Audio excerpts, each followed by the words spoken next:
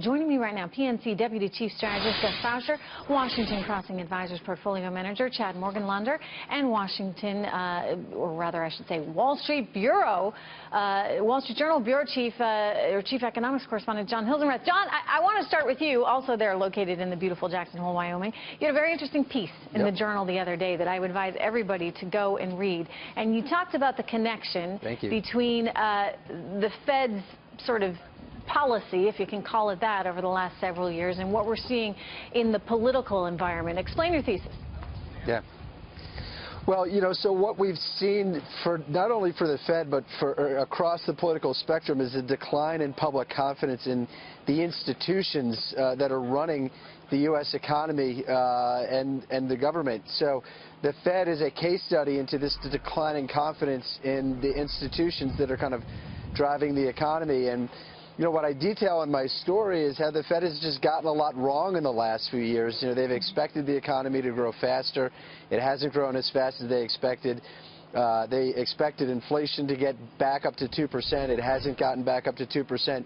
And more important than anything all, they didn't think that the housing boom in the mid-2000s was a bubble that could bring down the entire economy and financial system, and they missed that. So, you know, this has all led to public disillusionment with institutions, and the Fed is suffering the consequences of that now in the public esteem. Yeah, you know, look, they've gotten it wrong over and over and over again. Chad, is this what we get, though, for having a bunch of academics sitting around thinking that they can actually fix things and you can tinker away, when the reality is what they're able to do and how they're able to actually influence the real economy is quite divorced from actual reality? Well, that's the critical point, that the financial system is behaving far apart from what the economic system is doing. Here, our most likely scenario is that there will be a December rate hike, and the market is actually starting to factor that into that probability into the market. By the way, you don't think there's going to be September? Is that at all tied to the election in your view? Or it's just bad economic data points?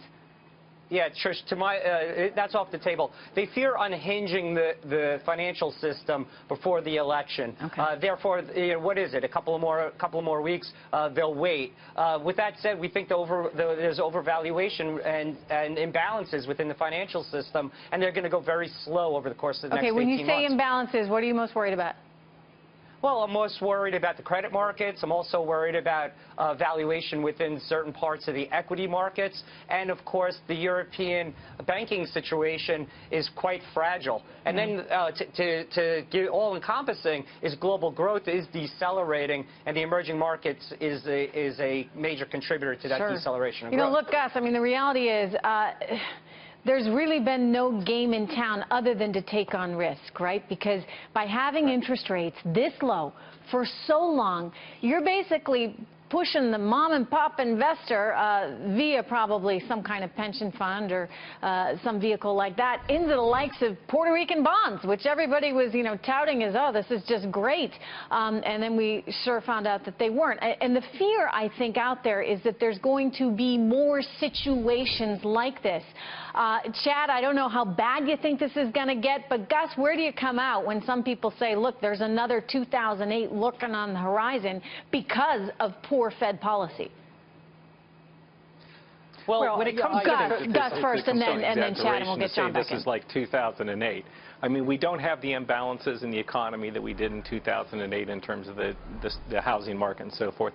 There are concerns about stocks, but, you know, I mean, we have growth. It's weak, but the economy is expanding. We're adding, you know, 175, 200,000 jobs per month. Yeah, they're not very good jobs. They're not paying all the money, Gus. About where rates are. But, you know, I think that, you know, we have an economy that is growing. I think we'll see, you know, maybe stocks are a little bit overvalued, but generally I think that they're in an okay situation.